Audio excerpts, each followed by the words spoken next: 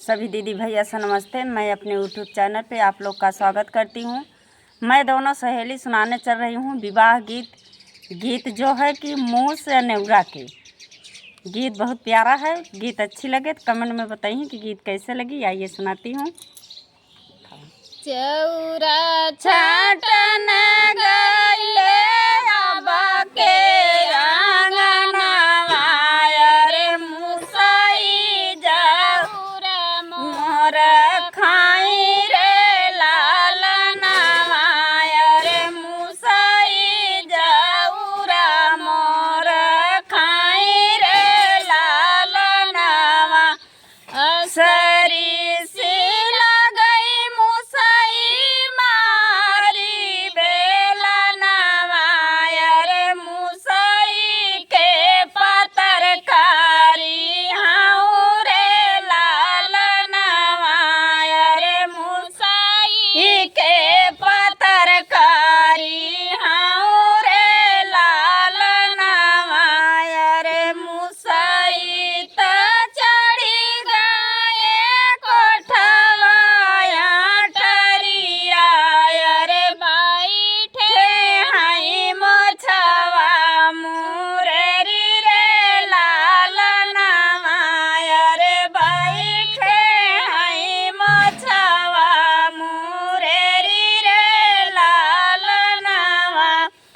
सोनावा के रथवा से चली रे बारतिया रे नेउरा चले हई बारात रे लालनवा रे नेउरा चले हई बारात रे लालनवा निहुरी